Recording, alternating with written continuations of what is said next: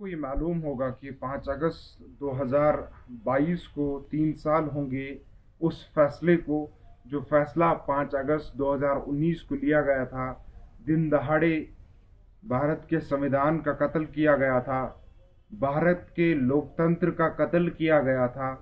उसको 3 साल होने वाले हैं जब जो ये फासिस्ट गवर्नमेंट है बैक्ड बाय आरएसएस और जो चला रही है बीजेपी, 5 अगस्त 2019 को वो एक फैसला लेते हैं जो एक कॉन्स्टिट्यूशनल कनेक्शन, कॉन्स्टिट्यूशनल ब्रिज था between new Delhi and Jammu and Kashmir, उसको तोड़ा गया।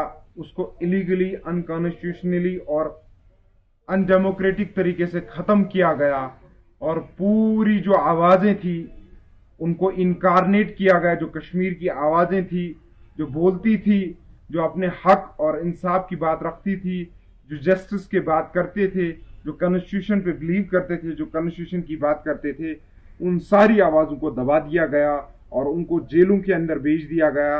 उसके बाद आज के अगर हम बात करें, 3 साल बाद की अगर हम बात करें, होने को हैं 3 साल। जुलाई चल रहा है आज, तो कुछ दिन ही बचे हैं कि जब 5 अगस्त आने वाला होगा और 3 साल पूरे हो जाएंगे उस फैसले को।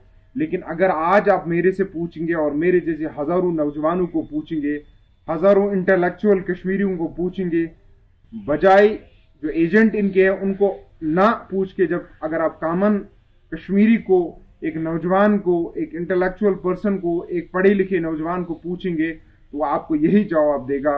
जम्मू कश्मीर के अंदर 5 अगस्त 2019 के अंदर बाद कुछ नहीं बदला। अगर बदलाव आया है तो वो बेरोजगारी बढ़ी है, जम्मू कश्मीर का नौजवान और डिप्रेशन में चला गया है और अनएम्प्लॉयमेंट हाईएस्ट रेट पे चली गई है। चैन, अमन, सुकून सब कुछ खत्म हो गया है नौजवानों का।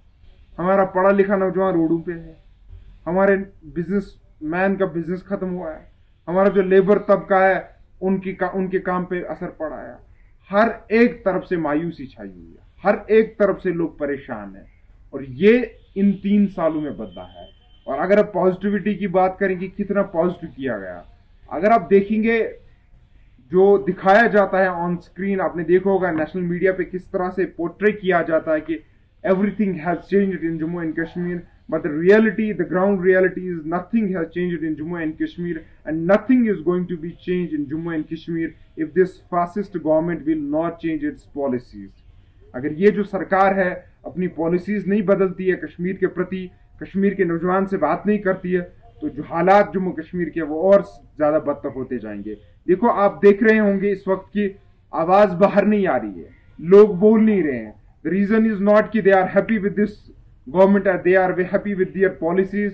The reason is कि their voice have been, क्या कहते हैं ना, उसको दबा के रखा गया, उनके गले से बाहर उस आवाज को नहीं आने देते हैं। वो एक्चुअल में रीजन है। और मैं अगर ग्राउंड रियलिटी की आपको बात बताऊं तो इस वक्त आप कोई कश्मीर का कोना घूमो, बल्कि जम्मू कश्मीर का, जम्मू के लोग, जो लोग शायद उस टाइम स्वागत करते थे, आज अगर आप वहां भी जाएंगे, वहां भी आप 99% आवाम को पाएंगे कि वो जो कहेंगे कि बीजेपी ने बहुत गलत किया जम्मू कश्मीर के साथ और वो बहुत गलत कर रही है। इस वक्त की आप देखिए पॉलिसीज जो जम्मू कश्मीर में लाई जा रही हैं, जो पॉलिसीज थोपी जा रही हैं कश्मीर में, मुझे नहीं लगता पूरे देश में हो गई हैं। उससे ज्यादा जम्मू कश्मीर का जो नौजवान है वो दूर ही भाग रहा है, उससे जम्मू कश्मीर का नौजवान है वो नफरत ही कर रहा है, वो मोहब्बत की तरफ नहीं आ रहा है। क्या आपने हमारे पढ़े लिखे नौजवान को जॉब दिया? क्या आपने हमारे पढ़े लिखे नौजवान को रोजगार दिया? नहीं दिया। आप उसको परेशान कर रहे हैं, आप उसको डिप्रेशन में ला रहे हैं। 4 साल उसकी तैयारी कराते हैं और 5वें साल जब वो एग्जाम देता है बेचारा, फिर उसका लिस्ट स्क्रैप करते हैं, उसको बोलते हैं तेरी पढ़ाई भी जाया, तेरी मेहनत जाया, तेरे माँ बाप ने जो खून पसीना एक किया था वो भी जाया। कोई फायदा नहीं इन चीजों का, कोई मतलब इन चीजों का नहीं। ये है असल में जम्मू कश्मीर की असली तस्वीर इस वक्त की। मैं आपसे गुजारिश करूंगा, आप आइए, आप बजाय मेरे से सुन रहे हैं, आप आइए ग्राउंड रियलिटी पे चेक कीजिए, हर एक तबके से मिलिए, आप ट्रेडर्स से मिलिए, आप एम्प्लॉयज से मिलिए, आप जो हमारा पढ़ा लिखा तबका उनसे मिलिए, आप लेबरर्स से मिलिए, इवन इनफैक्ट आप जो रिलीजियस हमारे स्कॉलर्स हैं आप उनसे मिलिए। जितने भी लोग जम्मू कश्मीर के स्टेक होल्डर्स हैं, mainly stakeholder, these politicians are not the stakeholders of Jammu and Kashmir, they are the agents of New Delhi. They have sold Jammu and Kashmir from last 70 years. और अगर आज जम्मू कश्मीर इन हालातों के अंदर है, they are responsible for that.